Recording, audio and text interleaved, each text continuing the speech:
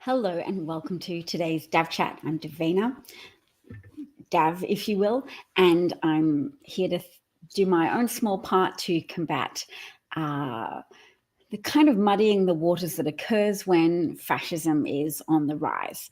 Now, people managed to vote in sufficient numbers to oust Donald Trump in 2020, but we're still looking at the fallout from that, the legal consequences for Trump, and the ongoing fight to turn out the vote to defeat him again in 2024, which sometimes means combating the disinformation that can flourish on social media, such as, for example, TikTok, which is a place where people can give their unvarnished opinions, but it's potentially a national security threat just because of the likelihood that the Chinese government is accessing people's data and potentially manipulating the algorithms on TikTok as to what young people are exposed to and how prevalent disinformation is on that medium and that platform.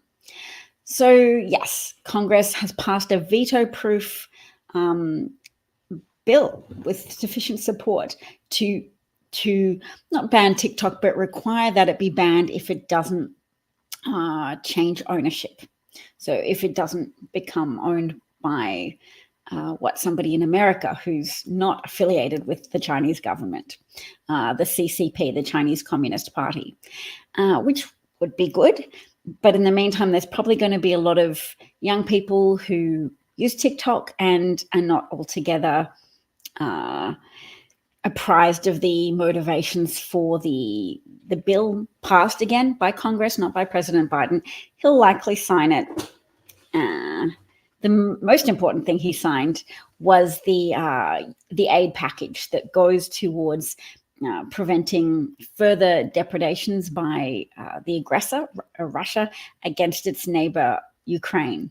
Now, Neville Chamberlain's experience appeasing Hitler should be illustrative to people, but not everyone knows their history. If you try and say to a tyrant, sure, you can have this country you're after, you can have this land and these resources, and you can murder and torture as many of its citizens as you like, if that's what floats your boat, that kind of appeasement strategy doesn't solve the problem of an ambitious tyrant in your neighborhood or on your planet. You have to take earlier steps if you want to prevent the kind of loss of life that followed in World War II subsequent to the appeasement strategy. You want to be able to tamp that S down before it spreads more broadly. So what else do I have to say? We've covered TikTok, Trump Tower. I'm just mentioning briefly because let's see if I can share a picture. Trump pretending to be still the current president gave something that appears to be a key to the White House to a former president of Japan last night. Ridiculous, but very illustrative of Trump's understanding that pretense is a powerful political strategy. So deceit. Here's his big smile. Look at him. Oh, look at me handing over something with the White House in it. There's a close-up photo here. Look at that. That's definitely a picture of the White House and a key. The dude is pretending he's the current president in handing that key to a former president of Japan. So kind of violates the Logan Act if you're going to try and conduct diplomatic relationships with officials, or at least former officials from other nations. Why would Trump do that, or why does the Logan Act exist? The Logan Act exists to deter people who aren't in government from conducting a shadow government outside of the current government to subvert or weaponize or exploit diplomatic back channels for their own selfish purposes. So what else did I say we're going to talk about? TikTok, Trump Tower, Ron Burgundy. So there's Trump pretending to still be president, symptomatic of the pattern of deceit he has perpetuated, not only on his own supporters and followers and fans, but America more broadly, and that we really need to prevent him from doing so again. by turning out in numbers, by helping to register voters and having those conversations with family and friends who might fall prey to what's commonly called normalcy bias, which is that tendency to just smooth over bumpy parts of your past, smooth over the bumpy parts of your nation's past and say everything was fine. Sure, Trump's presidency was probably fine. And was gas cheaper when there was a pandemic on? Yeah, that gas was definitely cheaper when demand for gas was so low that the price also fell. I mean, you know how some demand and supply work, right? When there was a pandemic and people's activities were significantly constrained, then yes, there was a much lower demand for gas and consequently a much lower price. It's important to remind people of these little economic patterns that are just facts of life, because the Republican Party definitely benefits from the normalcy bias because they do a lot of abnormal, antisocial, obstructionist moves within their party against the interests of the people more generally and against even the preferences of the people at large in a fairly anti-democratic fashion. But they're able to do so by appeals to human fallibilities, the human tendency to join religious groups that promote sometimes in-groups versus out-groups as virtuous, and to ascribe really nasty attributes collectively to outgroups that are minorities and have been stigmatized for whatever reasons, typically unfair reasons. Because stigmatizing others is a dopamine boosting activity that leads to self-congratulation and strengthening of in-group virtue self-congratulation. So this, oh yes, Bob's brought up a really important point. Hi, Bob.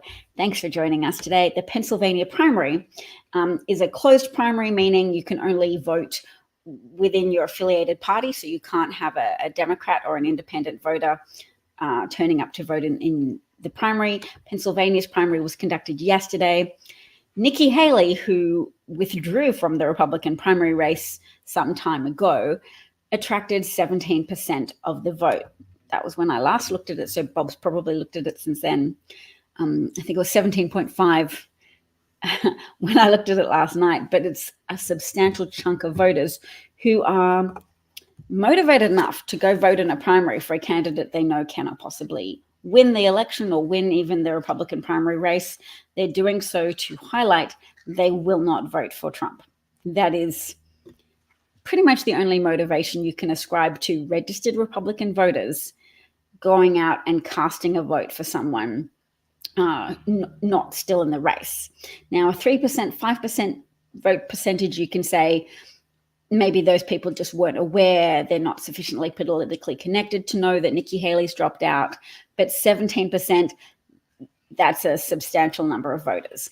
And you could see that a substantial number of voters in Michigan, where there is a high concentration of immigrants of Muslim faith, those people would have had some strong feelings about America's inertia with regards to supporting Israel, even when the Israeli government is kind of fascist at the moment. And when I say fascist, I mean Netanyahu has a lot in common with Trump, faces a lot of criminal legal consequences for corrupt activities, and wants to avoid that and wants to stay in power and seeks to foment conflict in order to burnish his cover story of the people need me to still be here, and people protesting against my corruption and self-serving behavior and antisocial activities. Those people are irrelevant because the bigger picture shows that I have to be here conducting this war that I am probably conducting in an unethical and needlessly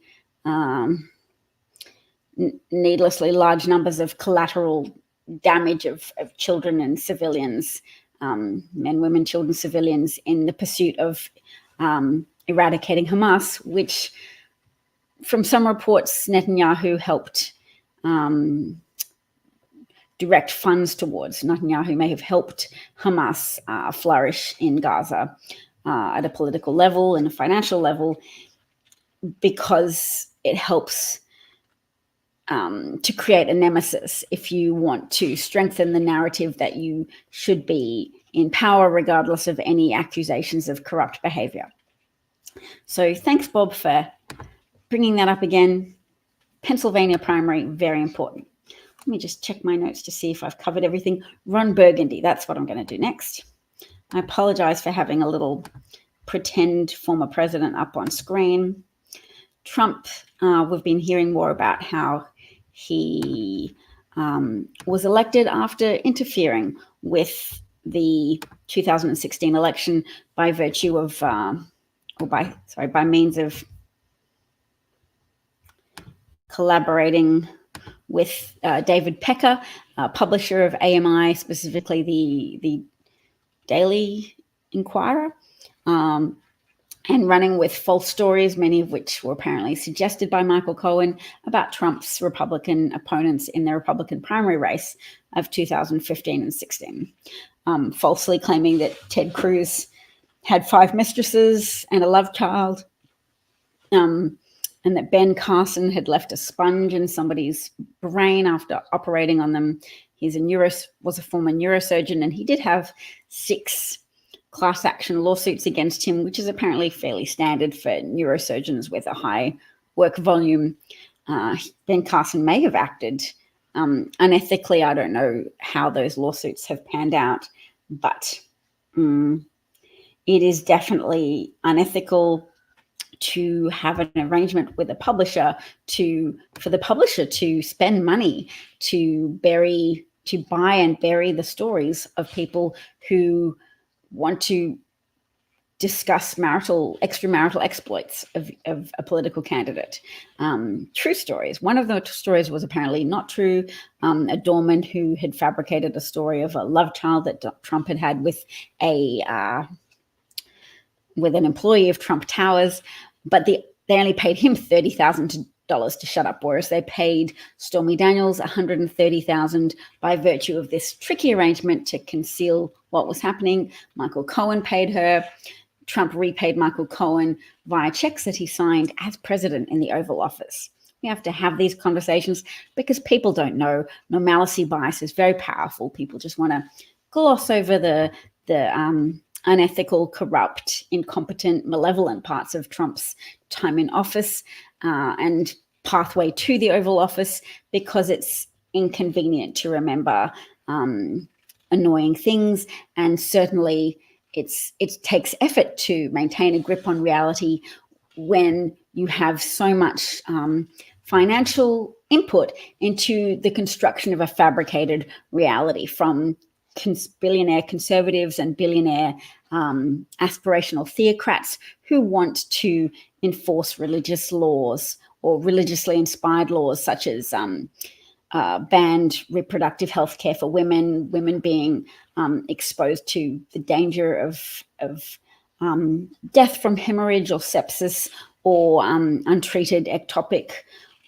pregnancies or losing future uterine function because their access to healthcare has been complicated by laws that muddy up a doctor's ability to try treatments to help a woman to stabilize her healthcare or to stabilize her health or to save her life. And I mean, how much risk to a woman's life becomes valid in a doctor's head if they're worried about losing their license to practice or indeed jail time under repressive, theocratic, Republican passed legislation. And that's what's facing a lot of women in 26 different states, worse for some than others, etc.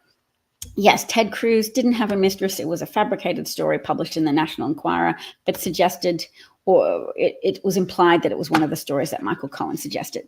Oh, I've got to go. But thank you, everybody. I will come back maybe in a bit if I can. And because I did want to play bits of that Joe Biden speech, I mentioned Ron Burgundy because Biden did read the word pause from a teleprompter. He said 4 more years.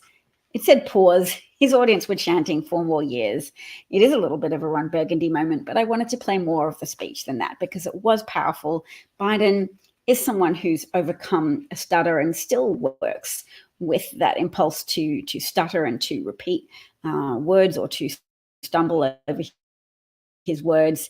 he's an inspiration and a compassionate person. So Bob says, see ya. Thank you, Bob. Thank you to those who've joined me today. And I hope I'll be back in a few minutes. And bye. End stream. Thank you.